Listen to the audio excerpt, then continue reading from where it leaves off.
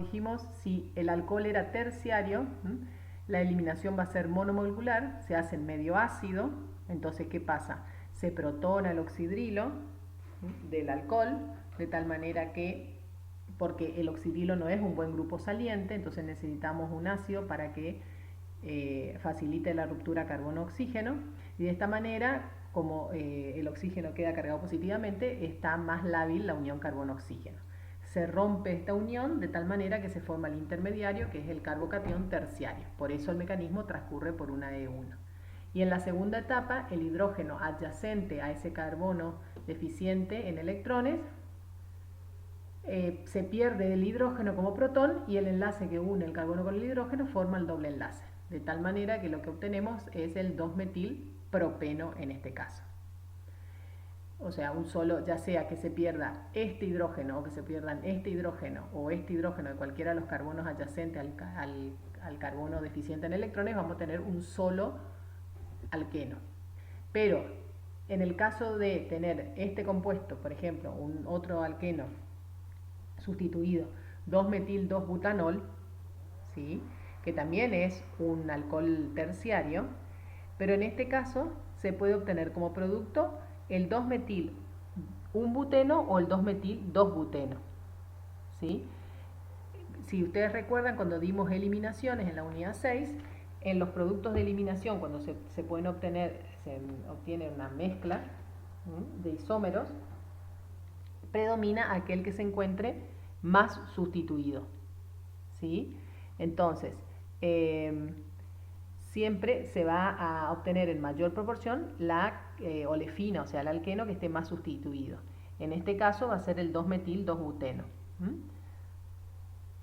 que está más sustituido que el 2-metil-1-buteno. Ahora, en el caso de que el alcohol sea primario, el mecanismo, como les dije, sigue la vía E2, bimolecular. Bueno, otra de las reacciones importantes que tienen los alcoholes son la oxidación. Los alcoholes se pueden oxidar. Y esto también lo van a ver en el laboratorio. Van a trabajar con metanol, hipermanganato o dicromato como agente oxidante, y lo que van a observar es un cambio de color. Porque el alcohol, en este caso van a trabajar con alcoholes primarios y un agente oxidante fuerte, se oxidan directamente a ácidos carboxílicos.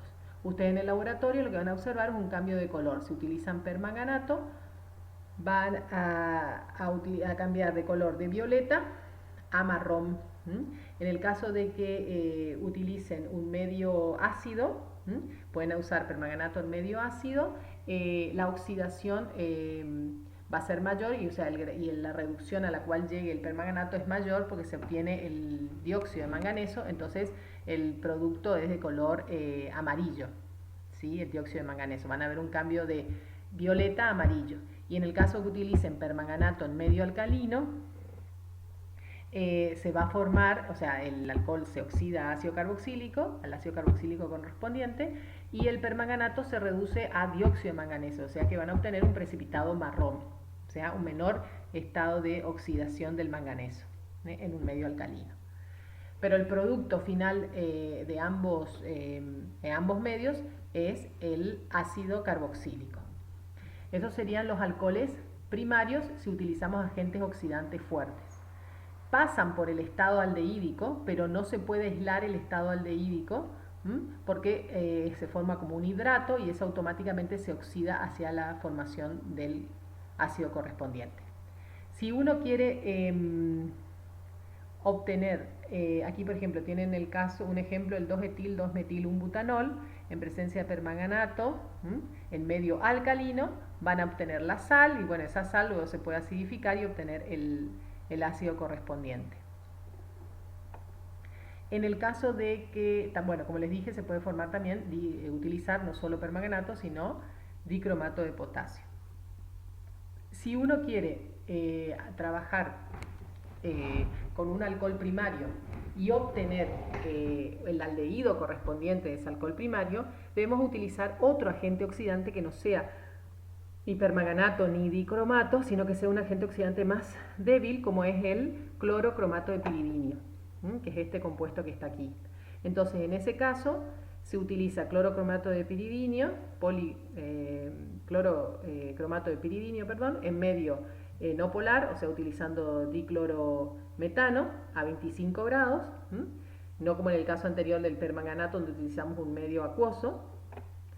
Entonces, en este caso, se puede obtener el producto aldehídico correspondiente.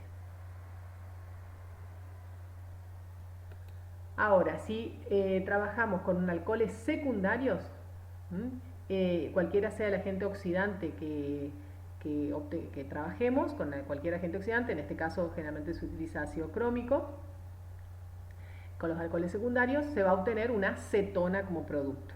Acá tenemos el ciclohexanol y obtenemos la ciclohexanona.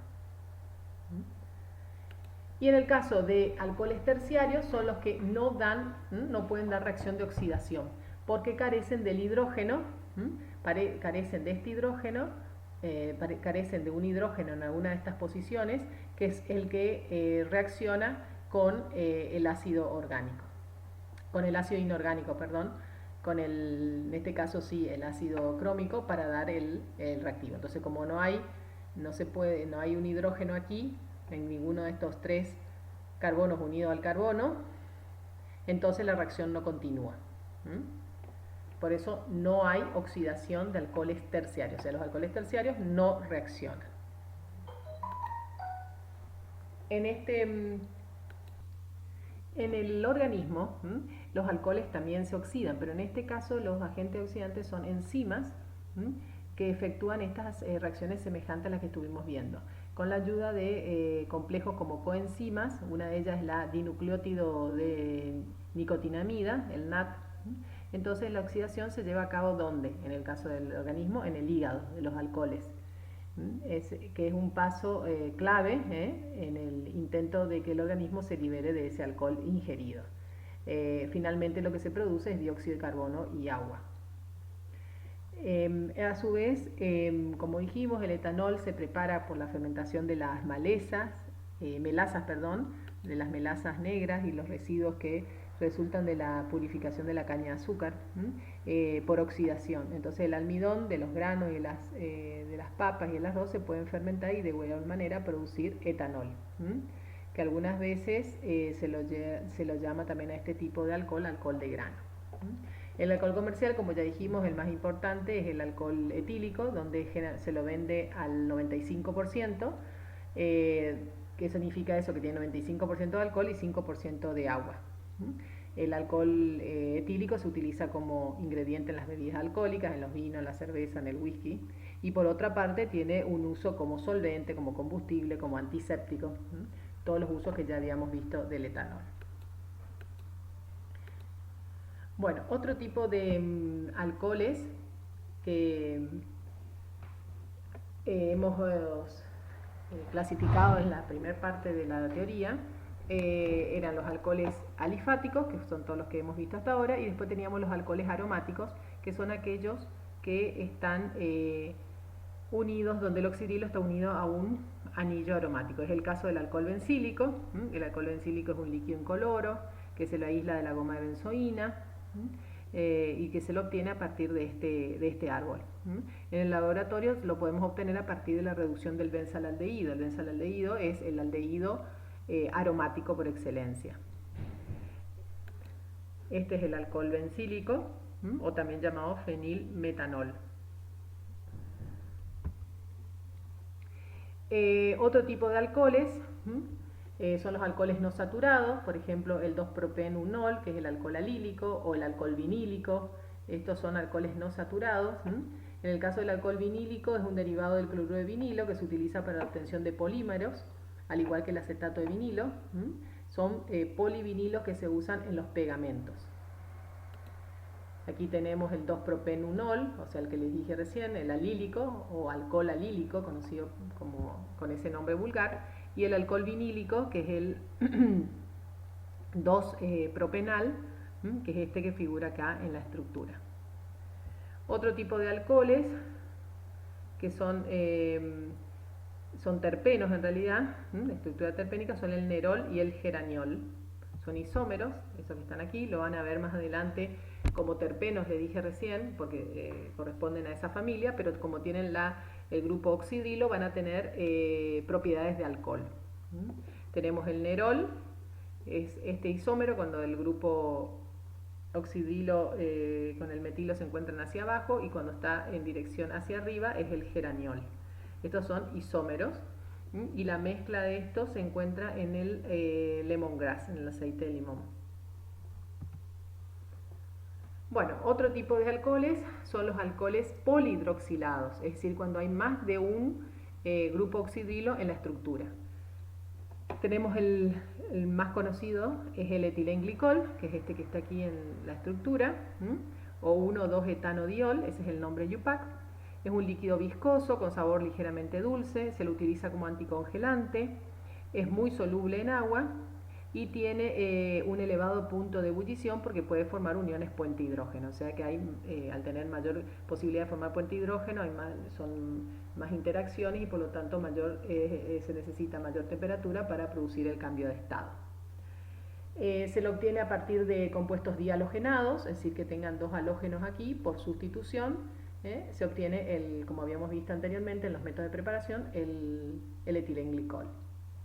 Otro derivado de glicol, la palabra glicol significa que tenemos dos oxidrilos ubicados en carbonos adyacentes.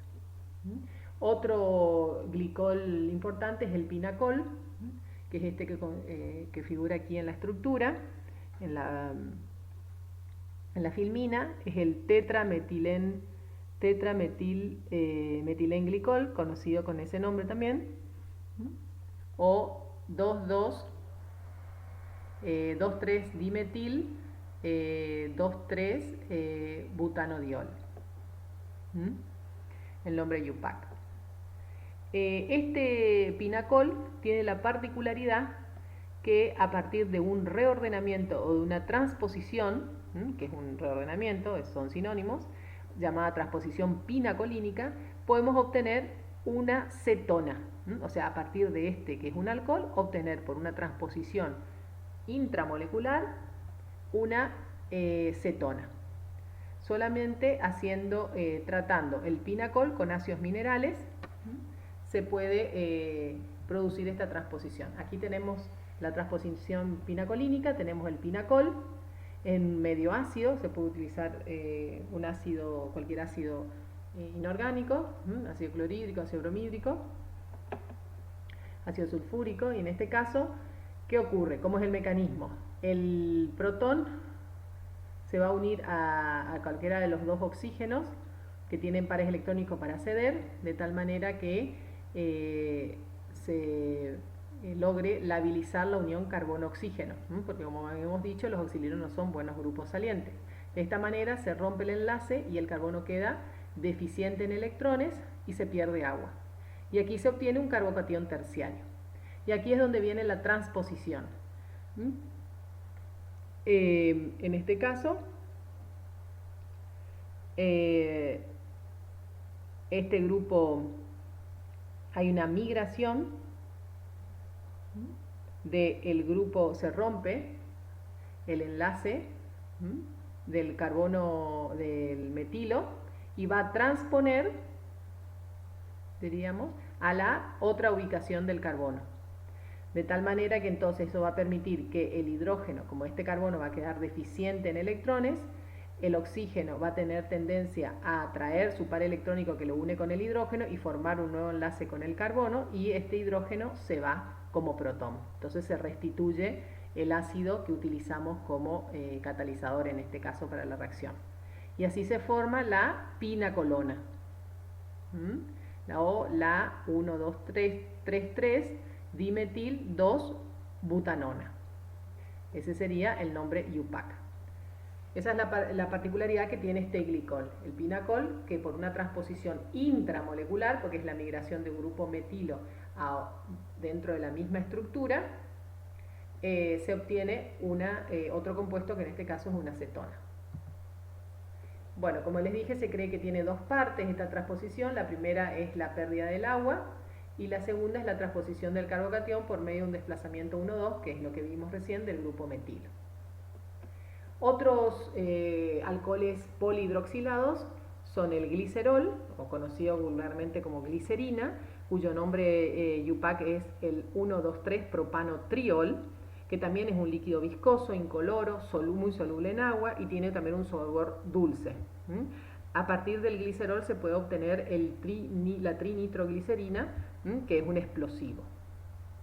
Y por último, otro ejemplo de alcohol polihidroxilado es el sorbitol, que es el 1,2,3,4,5,6 es muy soluble en agua, fíjense que tiene muchos grupos oxidilos, o sea que hay mucha interacción puente-hidrógeno con el agua, y es casi tan soluble, tan dulce su sabor como el azúcar obtenido de la caña de azúcar, de la sacarosa. Entonces, al no obtenerse de un hidrato de carbono, se lo puede utilizar, se lo utiliza, no es que se lo puede utilizar en la industria, para sustituir los azúcares en los alimentos destinados a diabéticos. Bueno, vamos a ver la segunda etapa, la última parte de este tema, que son los éteres. Los éteres dijimos que son, como vieron en nomenclatura, tienen una fórmula general donde el oxígeno está unido a dos grupos alquílicos y esos grupos alquílicos pueden ser iguales o diferentes, o también podemos tener grupos alquílicos y arílicos, donde vamos a tener los éteres mixtos, o si no, ese oxígeno puede estar unido a dos grupos arílicos y entonces estamos en presencia de éteres aromáticos. Para nombrar se indican los nombres de los grupos unidos al oxígeno seguido de la palabra éter. Entonces tenemos, por ejemplo, el dietiléter, el etilmetiléter, difeniléter, fenilmetiléter. Son ejemplos de nombres de éteres. Las propiedades físicas de los éteres son compuestos incoloros con olores característicos relativamente agradables. Son menos densos que el agua, o sea que tienen densidades menores a 1 miligramo mililitro, a 1 gramo mililitro, perdón, y los éteres de bajo peso molecular son solubles en agua. Por ejemplo, el éter metílico o el éter etílico. Y son altamente inflamables y volátiles. Altamente inflamables y volátiles. Son buenos disolventes porque son compuestos relativamente inertes, por lo general no van a reaccionar, no reaccionan ni con ácidos diluidos, ni con bases, ni con agentes oxidantes, ni con agentes reductores, no dan la reacción con el sodio, como habíamos visto en alcoholes, o sea que se puede utilizar esa reacción para diferenciar entre un éter y un alcohol, y como son de bajo punto de ebullición, se los puede utilizar fácilmente como solventes de extracción. Y, por ejemplo, en el práctico de compuestos carbonílicos, ustedes van a utilizar éter etílico, ¿sí? Para extraer alcohol bencílico, y cuando hagan la evaporación, diríamos, van a utilizar justamente ese éter, ya que tiene un punto de ebullición de 45 grados y se lo puede eliminar fácilmente. Con respecto a la solubilidad en agua, las moléculas no pueden formar, salvo los de bajo peso molecular, ¿sí? Con el agua pueden formar unión puente-hidrógeno, o sea, solamente son solubles los de bajo peso molecular. A medida que aumenta la cantidad, la cadena carbonada unida a los oxígenos son más grandes, la solubilidad es mucho menor.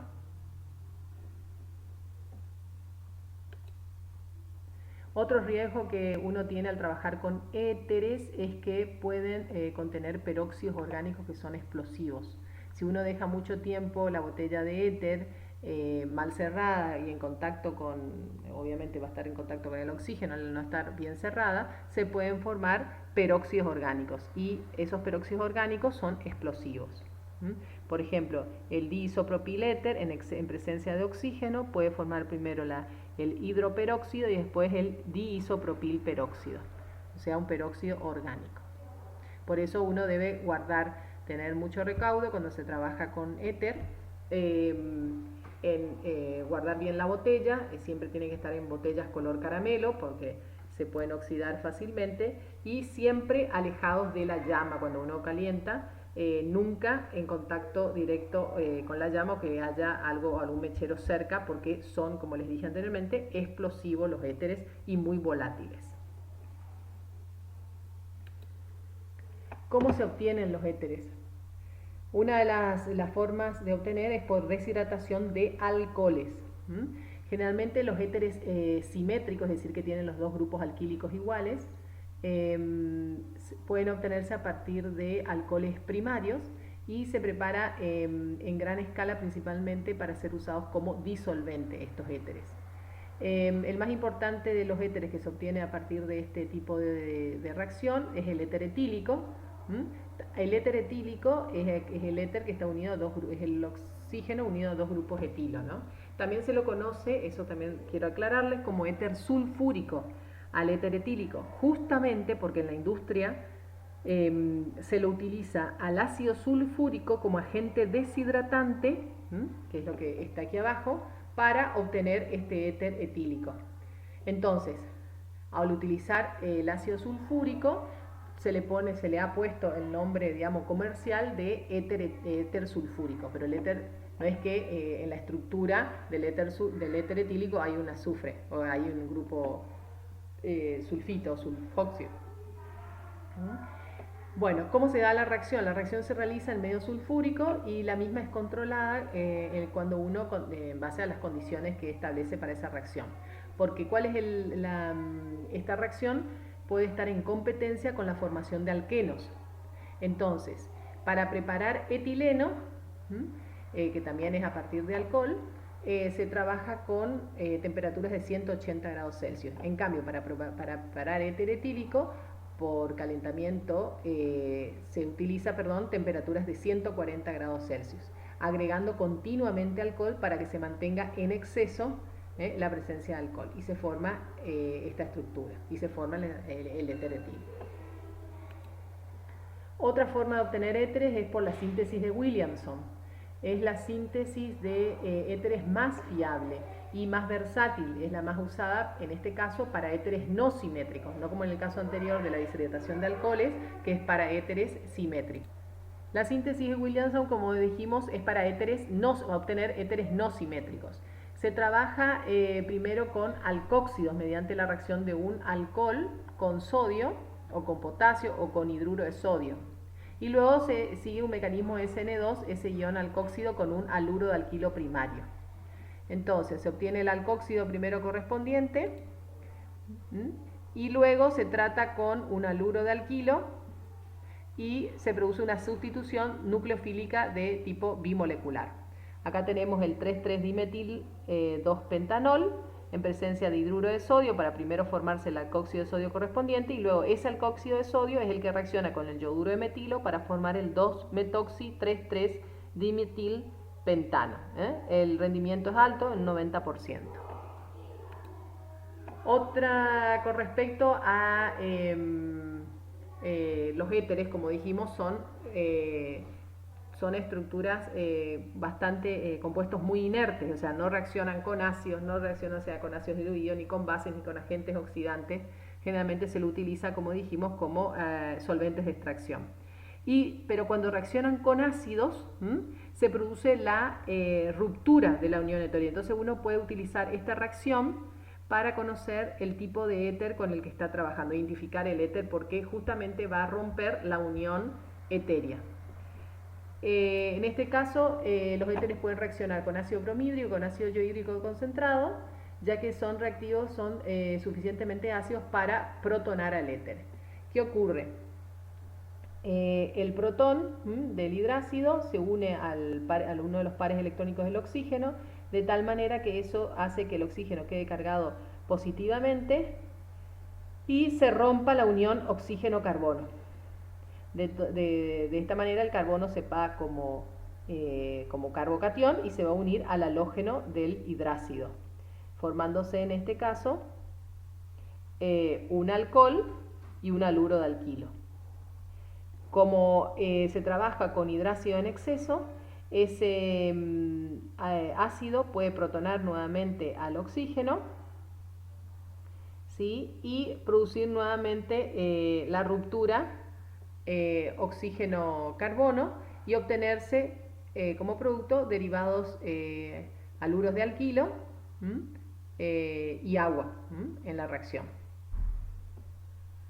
De esta manera, entonces, uno, en base a los productos que obtiene, puede saber el tipo de éter del cual partió, porque lo que estamos haciendo acá es romper la unión etérea, la unión oxígeno-carbono. Aquí tenemos un ejemplo, el dietiléter, que es el éter etílico, en presencia de ácido bromhídrico, se forma bromuro de etilo y etanol. Si en el medio hay exceso de ácido bromídico, la reacción continúa y ese etanol reacciona con el ácido bromídico para finalmente dar bromuro de etilo y agua, o sea, todo el derivado alquílico.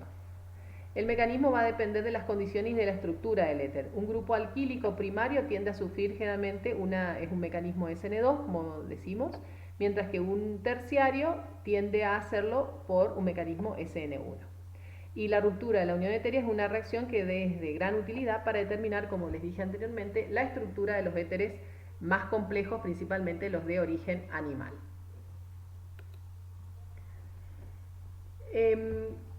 También podemos encontrar dentro de la familia de los éteres cíclicos. ¿Qué son los éteres cíclicos? Es decir, cuando forman un ciclo, o sea, el oxígeno o con los carbonos forman un ciclo. Los más pequeños que se pueden obtener son los ciclos de 3, son los epóxidos o también conocidos como oxiranos. Son éteres cíclicos con un anillo de 3 miembros que contiene un átomo de oxígeno. El más conocido de estos éteres cíclicos, de estos éteres de 3 miembros, que son conocidos como epóxidos, es el epóxido comercial llamado óxido de etileno, que se produce por oxidación con aire catalizado con plata. Se calienta el etileno en presencia de plata a 250 grados Celsius. Este óxido de etileno, este epóxido, tiene mucho uso como fungicida en almacenes de grano y en mayor parte se lo utiliza para la síntesis del etilenglicol, que habíamos dicho que era un glicol, o sea, un polihidroxilado, un alcohol polihidroxilado. Otros epóxidos que se preparan por la reacción de un alqueno, se pueden preparar otros epóxidos por la reacción de un alqueno con un peróxido orgánico, ¿sí? Entonces, por ejemplo, acá es un peróxido orgánico en presencia de un alqueno, también se puede obtener un epóxido más un ácido carboxílico. Es otra forma de obtener epóxido. Estos epóxidos son generalmente resinas, son materiales utilizados como pegamento, generalmente ese es uno de los usos, para metales, para vidrios, para cerámicos, para recubrimiento de superficie, dado que son muy inertes, duros y flexibles.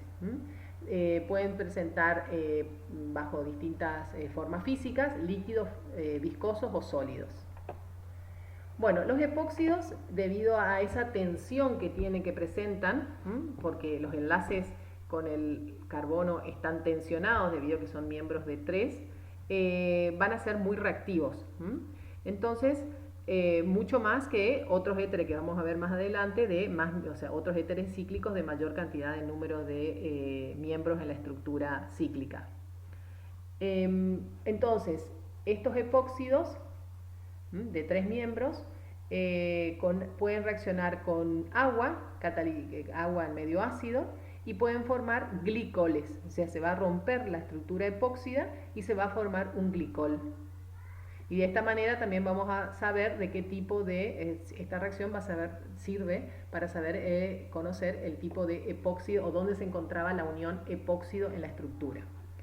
¿Qué ocurre? El agua protonada, o sea, el agua en medio ácido en presencia del epóxido, el protón va a reaccionar el medio ácido con el oxígeno, que tiene pares electrónicos para acceder, y eso hace que se labilice la unión oxígeno-carbono. De tal manera que el oxígeno se lleva al par electrónico dejando este carbono deficiente, y entonces ahí ingresa el nucleófilo, que sería el agua, porque es agua en medio ácido, ingresa a este carbono.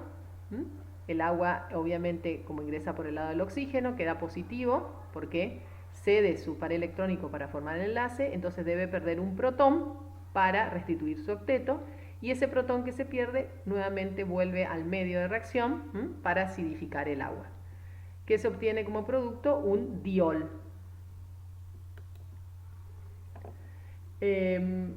Con este tipo se puede obtener entonces, como dijimos, dioles,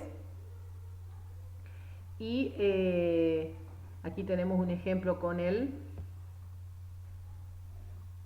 metanol. Por ejemplo, puede hacerse con agua o con un alcohol. O sea, un alcohol en medio ácido. El mecanismo va a ser exactamente el mismo. Primero el protón va a unirse con el oxígeno por medio de los pares electrónicos. Eso va a debilizar la unión oxígeno-carbono. Este carbono va a quedar deficiente en electrones de tal manera que el metanol va a ingresar a unirse con el carbono por el lado del oxígeno, formar una unión oxígeno-carbono. Para restituir su octeto, ese oxígeno tiene que perder su protón y ese protón vuelve al medio para acidificar el alcohol. Y en este caso se forma un compuesto que tiene dos grupos funcionales, un grupo oxidrilo y un grupo metoxi. En este caso es el 2-metoxiciclopentanol, con un buen rendimiento.